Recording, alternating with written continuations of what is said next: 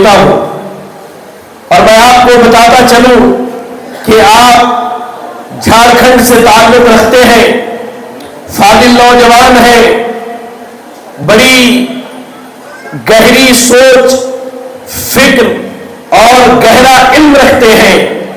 بارہا آپ نے خطبہ جمعہ میں شیخ کے خطاب سے استفادہ کیا ہوگا۔ میں آپ کو بتاؤں کہ شیخ ہمارے مدرسہ محمدیہ عربیہ کے ایک فاضل استاد ہیں، اور آج کی اس مجلس میں آپ سامعین کے سامنے شعائر اللہ کی تعظیم پر خطاب فرمائیں گے۔ میں فضیلت الشیخ آفتاب نذیر سلفی حفظہ اللہ سے درخواست کرتا ہوں کہ آپ تشریف لائیں اور سامعین کے سامنے شعائر اللہ کی تعظیم پر خطاب فرمائیں۔ فضیلت الشیخ آفتاب نذیر سلفی حفظہ اللہ۔ السلام علیکم ورحمۃ اللہ وبرکاتہ۔ ان الحمد للہ نحمده ونستعینه ونستغفره ونعوذ بالله من شرور انفسنا ومن سیئات اعمالنا، من يهده الله فلا مضل له ومن يضلل فلا هادي له، وأشهد أن لا إله إلا الله وحده لا شريك له، وأشهد أن محمدا عبده ورسوله، أما بعد فإن أصدق الحديث كتاب الله، وخير الهدي هدي محمد صلى الله عليه وسلم، وشر الأمور محدثاتها، وكل محدثة بدعة، وكل بدعة ضلالة، وكل ضلالة في النار۔ أعوذ بالله السميع العليم من الشيطان الرجيم، من همزه ونفخه ونفثه، بسم الله الرحمن الرحيم۔ ذلك ومن يعظم شعائر الله فإنها من تقوى القلوب۔ رب اشرح لي صدري ويسر لي أمري واحلل عقدة من لساني يفقهوا قولي،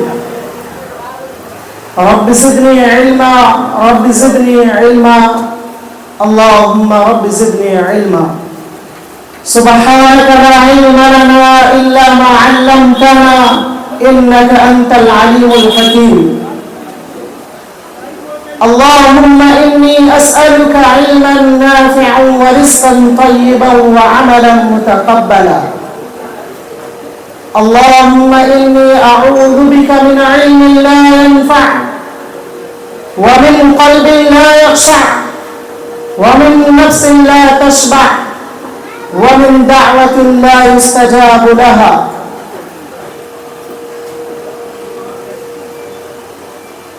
انداز بیان غرچہ بہت شوق نہیں ہے، انداز بیان غرچہ بہت شوق نہیں ہے، شاید کہ اتر جائے تیرے دل میں میری بات۔ قابل ذی وقار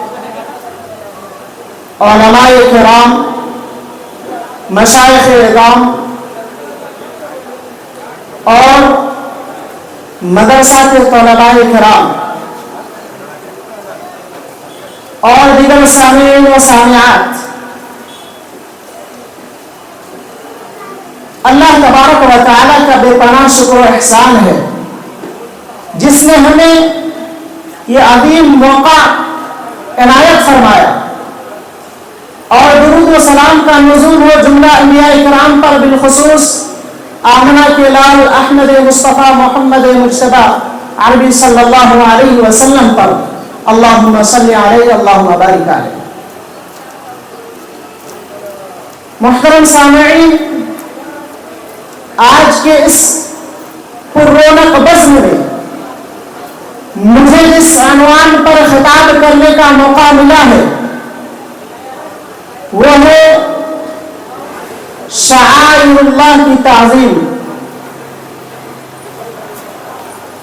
تو آئیے سب سے پہلے ہم یہ جانتے ہیں کہ شعائر اللہ کیا ہے.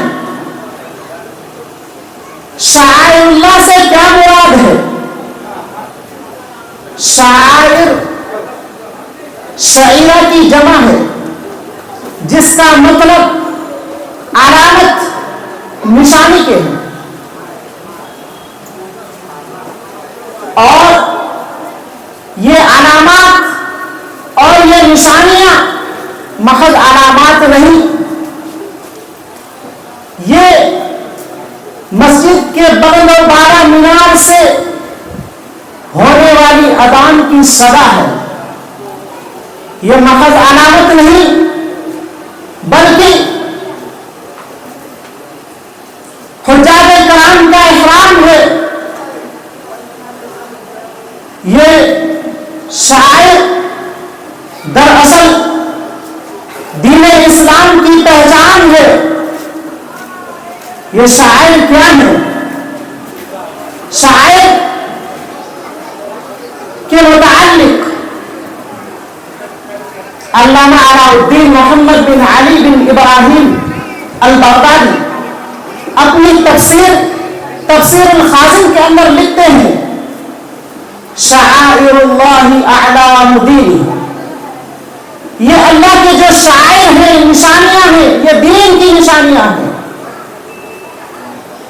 اور اس کا اصل اشعار ہے وہو الاعلام، جس کا مطلب اطلاع دینا، اعلان کرنا ہے. وهو كل ما كان يتقرب به العباد الى الله. اور ہر وہ چیز جس کے ذریعے سے بندہ اللہ تبارک و تعالی کی رضا چاہتا ہے، اللہ تبارک و تعالی کی قربت حاصل کرنے کی کوشش کرتا ہے، خواہ وہ دعا ہو، نماز ہو، ذبیحہ ہو، قربانی ہو، یہ ساری کی ساری چیزیں اللہ تبارک و تعالی کے شعائر میں داخل ہیں. یہ شعائر اللہ کا مطلب شعائر اللہ کی تعظیم، یہ دراصل اللہ تبارک و تعالی کے احکام کی تعظیم کرنا ہے. اللہ تبارک و تعالی شاعر کیا ہے، شاعر اللہ کیا ہے اور ان کی تعظیم کیا ہے. شاعر اللہ کا مطلب اللہ تبارک و تعالی نے جن مقامات اور جن جگہوں، جن اوقات اور جن اعمال کو دین اسلام کی نشانیاں مقرر کی ہیں، یہ شاعر اللہ. اور یہ شاعر اللہ اللہ تبارک و تعالی نے دین اسلام کی اس کو پہچان بنایا ہے. کبھی صفا اور مروہ کے درمیان سعی کے شکل میں تو کبھی حج کے قافلے کی شکل میں. یہ شاعر اللہ کیا ہے؟ اس کو اللہ تبارک و تعالی نے پہچان بنایا ہے. کبھی حجاج کی احرام کی شکل میں، کبھی مسجد کے بلند والا مینار کی سے ہونے والی اذان کی صورت میں، تو کبھی تلاوت کلام اللہ کے ذریعے سے. اللہ تبارک و تعالی نے انہیں شاعر مقرر کیا ہے. اور یہ بات میں آپ کے سامنے عرض کر دینا چاہتا ہوں کہ یہ جو شاعر ہے اس کو اللہ تبارک و تعالی نے اور اس کے رسول نے مقرر کیا ہے. اب کسی انسان کے لیے یہ جائز نہیں، اور نہ ہی کوئی انسان یہ حق رکھتا ہے، اور نہ کوئی انسان یہ اختیار رکھتا ہے کہ جس کو اللہ تبارک و تعالی نے شاعر مقرر کیا ہے، ان شاعر کو اس سے خارج کر سکے، یا پھر کوئی بھی انسان اس بات کی اختیار نہیں رکھتا ہے کہ وہ جو مقامات اور جن چیزوں کو اللہ اور اس کے رسول نے شاعر نہیں قرار دیا ہے، شاعر نہیں مقرر کیا، اس کو خود بخود وہ انسان اس کو شاعر اللہ میں داخل کر، یہ کسی انسان کا حق نہیں۔ شاعر اللہ کے متعلق ایک بات اور یہ یاد رکھیں، اللہ تبارک و تعالی نے اور اس کے رسول نے انہیں مقرر کیا ہے۔ جس طرح اللہ اور اس کے رسول نے ان شاعر کو مقرر کیا ہے، ان علامات اور ان نشانیوں کو مقرر کیا ہے، اسی طرح اللہ تبارک و تعالی نے اور اس کے رسول نے ان شاعر کی کیسے تعظیم کی جائے، ان کا کیسے ادب و احترام کیا جائے، یہ طریقہ بھی بتلا دیا ہے۔ اب اگر کوئی شخص شاعر اللہ کی تعظیم اپنے طریقے پہ کرتا ہے، مثال کے طور پر حجر اسود اللہ تبارک و تعالی کے شاعر میں سے ایک شاعرہ ہے، اس کی تعظیم کیا ہے کہ جب حجاج طواف کرے تو اس کو بوسا دے، یا پھر ہاتھ سے اس کو مس کر کے ہاتھ کو بوسا دے، اگر اس کا بھی موقع نہ ملے تو اشارہ کرے۔ یہ حجر اسود کی تعظیم ہے، یہ اس کا ادب اور اس کا احترام ہے۔ اب کوئی بندہ اگر حجر اسود کے لیے نظر و نیاز کرے، حجر اسود کے سامنے ماتھا ٹیکے، حجر اسود کے سامنے جھکے اور وہ یہ تصور کرے کہ یہ حجر اسود کی تعظیم کرنا ہے، تو یہ غلط ہوگا۔ کیوں؟ اللہ تبارک و تعالی نے شاعر مقرر کیا اور اللہ اور اس کے رسول نے اس کے تعظیم کا طریقہ بھی بتایا۔ آئیے میں آپ کو یہ بھی بتلاؤں کہ متعدد احادیث میں شاعر اللہ کا تذکرہ ہوا ہے، لیکن کلام پاک میں 4 مقامات میں اللہ تبارک و تعالی نے شاعر اللہ کو ذکر کیا ہے۔ پہلا مقام سورہ بقرہ سورہ نمبر 2 آیت نمبر 58، ان الصفا والمروہ من شعائر اللہ، اللہ تبارک و تعالی نے فرمایا کہ صفا اور مروہ اللہ کی نشانیوں میں سے ہے، یہ شاعر میں داخل ہے۔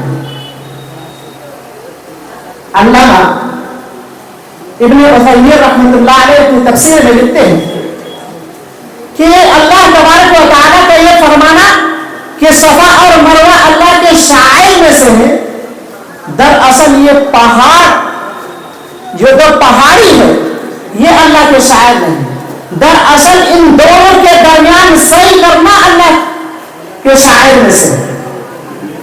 اسی طرح دوسرا مقام اللہ تبارک و تعالی نے ارشاد فرمایا، یا ایھا الذین آمنوا لا تحلوا شعائر اللہ، اے ایمان والو اللہ کے شاعر کی بے حرمتی نہ کرو، اللہ کے شاعر کی پامالی نہ کرو۔ اللہ تبارک و تعالی نے یہ مومنوں سے خطاب کیا کہ اللہ تعالی نے جن شاعر کو مقرر کیا ہے ان کی بے حرمتی نہ کرو، ان کی پامالی نہ کرو۔ اور شاعر اللہ تبارک و تعالی نے آگے تذکرہ فرمایا، یا ایھا الذین آمنوا لا تحلوا شعائر اللہ ولا الشہر الحرام، اور نہ حرمت والے مہینوں کی بے حرمتی پر۔ کہ حرمت والے مہینے کون ہیں، کیا ہیں؟ اللہ تبارک و تعالی نے قرآن مجید میں اس کو بھی ذکر کیا۔ اللہ تبارک و تعالی کا فرمان ہے سورۃ التوبہ کے اندر، ان عدۃ الشہور عند اللہ 12 شہرا فی کتاب اللہ یوم خلق السماوات والارض منها 4 حرم، بے شک مہینوں کی تعداد اللہ کے ہاں اس دن سے جس دن اللہ تبارک و تعالی نے آسمان و زمین کو پیدا کیا 12 ہیں، ان میں سے 4 حرمت والے ہیں۔ منها 4 حرم، ان میں سے 4 حرمت والے ہیں۔ اور اللہ تبارک و تعالی کے اس فرمان میں یا ایھا الذین آمنوا لا تحلوا شعائر اللہ ولا الشہر الحرام، اس میں یہ 4 مہینے مراد ہیں۔ اور وہ 4 مہینے کیا ہیں؟ اللہ کے رسول صلی اللہ علیہ وسلم کی حدیث سے پتہ چلتا ہے کیوں ہوا ہے؟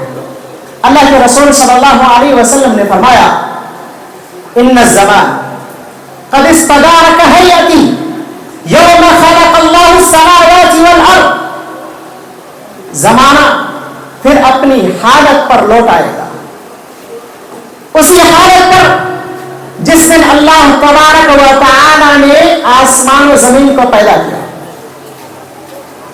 اور السنة 12 شہرا، مہینے کی تعداد 12 ہے، منہا 4 حرم، ان میں سے 4 حرمت والے ہیں، محترم ہیں۔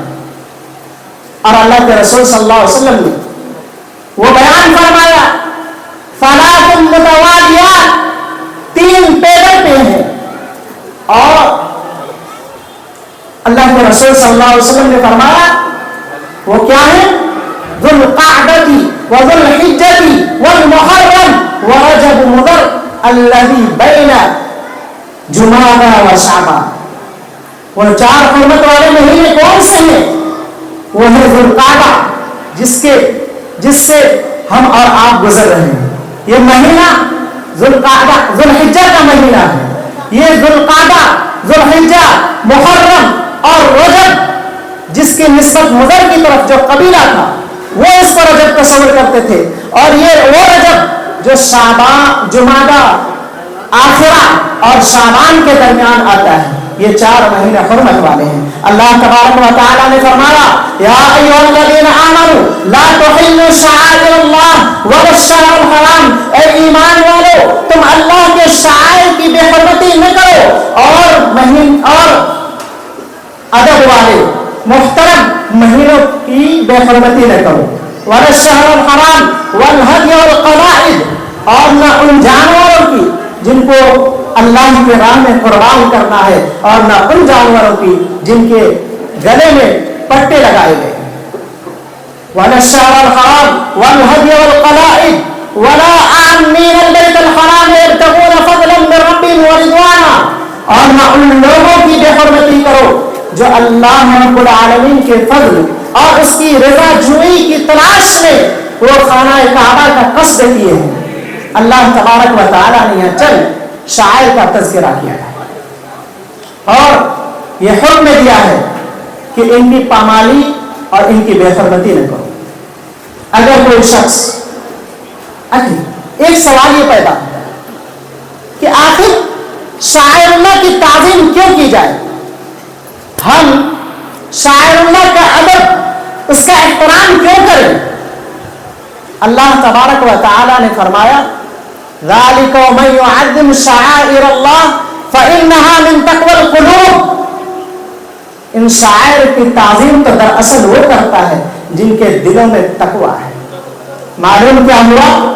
شاعر اللہ کی تعظیم دراصل اللہ تبارک و تعالیٰ کے احکام کی تعظیم کرنا ہے۔ ہم شاعر اللہ کی تعظیم کیوں کریں؟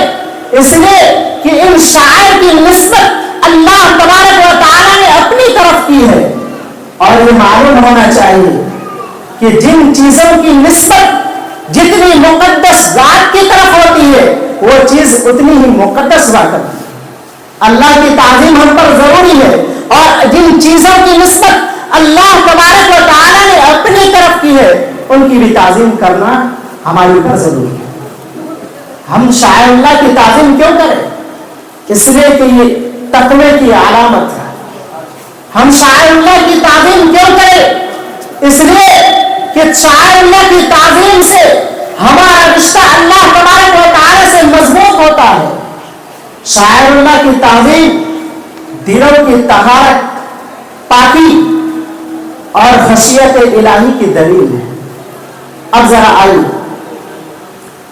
یہ دیکھتے ہیں کہ صحابہ اکرام شاعر اللہ کی کس طرح تعظیم کرتے تھے۔ اللہ کے رسول صلی اللہ علیہ وسلم کے جو اصحاب تھے، آپ پر جانثار، آپ پر اپنی جانوں کو قربان کرنے والے جو آپ کو صحابہ اکرام تھے، وہ ان شاعر کی تعظیم کس طرح کرتے تھے؟ اللہ تبارک و تعالیٰ کا فرمان ہے سورۃ الحج کے اندر ذالک ومن یعظم شعائر اللہ، جو شخص جن کے دلوں میں اللہ کا تقویٰ ہے دراصل وہ اللہ کے شاعر کی تعظیم کرتے ہیں۔ اس آیت کی تفسیر کرتے ہوئے علامہ شوکانی نے اپنی تفسیر فتح القدیر کے اندر لکھا ہے کہ اس سے مراد یہ شاعر کی تعظیم دراصل الاستثناء والاستحسان والاستعظام ہے۔ اسی طرح علامہ ابن کثیر رحمۃ اللہ علیہ نے اپنی تفسیر میں بھی یہی تفسیر کیا ہے کہ اس کا مطلب یہ ہے الاستثناء والاستحسان والاستعظام، یعنی قربانی کے جانور کو موٹا کرنا، اس کو خوبصورت کرنا اور بڑا انتخاب کرنا۔ وَالْبُدْنَ جَعَلْنَاهَا لَكُم مِّن شَعَائِرِ اللَّهِ، اللہ تبارک و تعالیٰ نے سورۃ الحج کے اندر فرمایا کہ ہم نے تمہارے لیے قربانی کے جانور کو اللہ کے شاعر میں شامل کیا ہے۔ قربانی کا جانور اللہ کے شاعر میں سے ہے۔ اب ضروری ہے کہ ہم قربانی کے جانور کا احترام کریں، اور آئیے یہ دیکھتے ہیں کہ وہ قربانی کے جانور اللہ کے رسول صلی اللہ علیہ وسلم کے جو اصحاب تھے وہ کس طرح ان کی تعظیم کرتے تھے۔ اللہ کے رسول صلی اللہ علیہ وسلم کے پیارے صحابی امامہ باہلی رضی اللہ عنہ کو فرماتے ہوئے سنا، کس نے؟ ابن سعید نے، کہ انہوں نے فرمایا كنا نسمن الأضحية بالمدینہ وكان المسلمون يسمنون، کہ قربانی کے جانور کو ہم موٹا کیا کرتے تھے، مدینے کے اندر ہم قربانی کے جانور کو موٹا کرتے تھے، ان کو فرما کرتے تھے، اور اسی طرح مسلمان بھی کیا کرتے تھے۔ معلوم کیا ہوا؟ قربانی کے جانور اللہ کے شاعر میں سے ہے، لہذا اس کا احترام ضروری ہے، اور صحابہ کرام نے احترام کیا کیا؟ ان کو موٹا کر کے، ان کو خوبصورت بنا کر کے، ان کا بڑا انتخاب کر کے۔ اور یہ جو قربانی کے جانور ہیں یہ اللہ کے شاعر میں سے ہیں۔ آئیے ایک اور حدیث سے آپ کو یہ مثال دیتا ہوں کہ اللہ کے اصحاب، اللہ کے رسول صلی اللہ علیہ وسلم کے جو ساتھی تھے وہ کس طرح ان کی تعظیم کیا کرتے تھے۔ اللہ کے رسول صلی اللہ علیہ وسلم کی حدیث ہے، راویہ حدیث حضرت ابو ہریرہ رضی اللہ تعالیٰ عنہ ہیں، وہ بیان کرتے ہیں اللہ کے رسول صلی اللہ علیہ وسلم نے ایک شخص کو قربانی کا جانور ہانکتے ہوئے دیکھا، لے جاتے ہوئے دیکھا، تو اللہ کے رسول صلی اللہ علیہ وسلم نے فرمایا ارکبھا، سوار ہو جاؤ اس پر۔ اس شخص نے جواب دیا انہا بدن، کہ یہ تو قربانی کا جانور ہے۔ اللہ کے رسول صلی اللہ علیہ وسلم نے پھر فرمایا ارکبھا، اس پر سوار ہو جاؤ۔ اس آدمی نے دوبارہ یہی جواب دیا یہ تو قربانی کا جانور ہے۔ پھر اللہ کے رسول صلی اللہ علیہ وسلم نے تیسری مرتبہ فرمایا کہ اس پر سوار ہو جاؤ۔ اس آدمی نے پھر یہی جواب دیا یہ تو قربانی کا جانور ہے۔ یہ اس حدیث کو امام بخاری رحمۃ اللہ علیہ نے اپنی کتاب میں جگہ دی۔ اس حدیث پر اگر غور کریں تو ہمیں یہ معلوم ہوتا ہے کہ اللہ کے رسول صلی اللہ علیہ وسلم کے جو اصحاب تھے وہ قربانی کے جانور کی کس طرح تعظیم کیا کرتے تھے، اس پر سوار ہونا پسند نہیں کرتے تھے۔ یہ اگرچہ اگر مجبوری کی حالت میں اس پر سوار ہونا جائز ہے، اس پر سوار ہو سکتے ہیں، لیکن صحابی کے جواب سے یہ معلوم ہوتا ہے کہ وہ اس چیز کو پسند نہیں کرتے تھے۔ آج ہمارا کیا حال ہے؟ ہم قربانی کے جانور کو مارتے پیٹتے ہیں، اور آج جو دنیا کے اندر اللہ کے شاعر کا جو مذاق اڑایا جاتا ہے اور ہم ہیں کہ خاموش ہیں۔ آج مسلمان بھی اپنے الفاظ زبان کے ذریعے سے اللہ کے شاعر کی پامالی کرتا ہے، بے حرمتی کرتا ہے۔ کیسے؟ مثال سے سمجھیے، ایک عورت، باپردہ عورت، وہ گھر سے پورے پردے کے ساتھ نکل رہی ہے، اب دیکھنے والا کہتا ہے دیکھو پرانے زمانے کی عورت. اللہ اکبر. یہ اس قدر بھیانک جملہ ہے کہ اگر آپ اس پر غور کریں تو یہ آپ کو کہیں ایسا تو نہیں کہ آپ کے دل میں نفاق آ گیا. کیا یہی اللہ تبارک و تعالیٰ کے شاعر کا احترام کرنا ہے؟ اللہ تبارک و تعالیٰ کے شاعر کا احترام. اللہ تبارک و تعالیٰ کے شاعر میں سے مساجد بھی. ہم مساجد میں دنیا کی باتیں کرتے ہیں, اس میں ہنسی مذاق کرتے ہیں. کیا یہی اللہ تبارک و تعالیٰ کے شاعر کا احترام کرنا ہے؟ سنے اور یہ جان لے کہ شاعر اللہ کی بے حرمتی یہ ایمان کے کمزور ہونے کی دلیل ہے. شاعر اللہ کی بے حرمتی دل میں تقویٰ نہ ہونے کی علامت ہے. شاعر اللہ کی بے حرمتی دراصل اللہ تبارک و تعالیٰ کے احکام کی پامالی کرنا ہے. یہ شاعر اللہ تبارک و تعالیٰ نے اپنے دین کی پہچان اور اس کے علامت کے لیے مقرر کیے ہیں.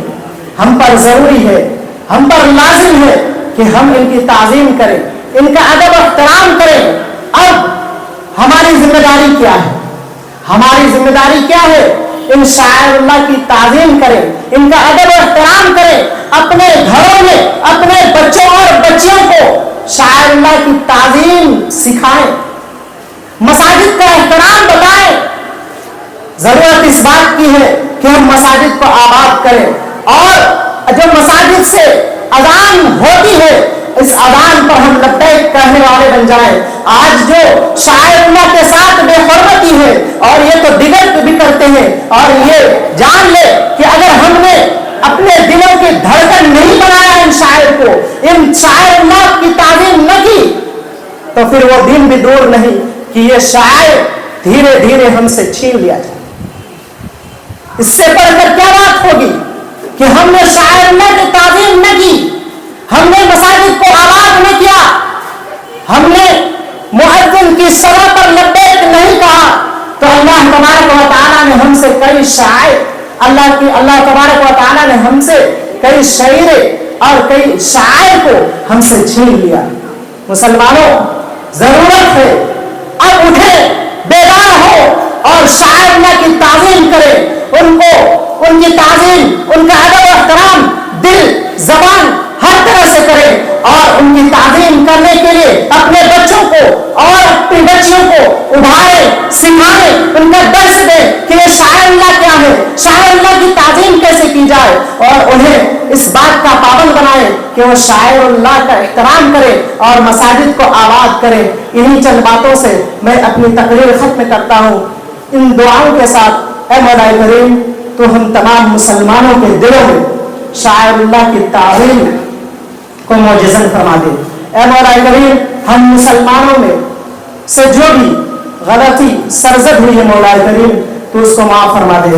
اے مولا کریم, جو فضیلت والے ایام جن سے ہم گزر رہے ہیں, اے اللہ ان کا احترام اور ان میں خوب زیادہ سے زیادہ عبادت کرنے کی توفیق عنایت فرما دے. اے مولا کریم, مساجد کو آباد کرنے والا بنا دے. اے مولا کریم, مؤذن کی اذان پر ہم لبیک کہنے والے بن جائیں, اس کی ہمیں توفیق دے دے. اے مولا کریم, ہم میں سے جو بیمار ہیں ان کو شفاء کامل عاجل عطا فرما. اے اللہ, ہم میں سے جو مقروض ہیں ان کے قرض کی ادائیگی کوئی صورت اور سبیل نکال دے. آمین. تقبل یا رب العالمین. وآخر دعوانا ان الحمد للہ رب العالمین. والسلام علیکم ورحمۃ اللہ وبرکاتہ.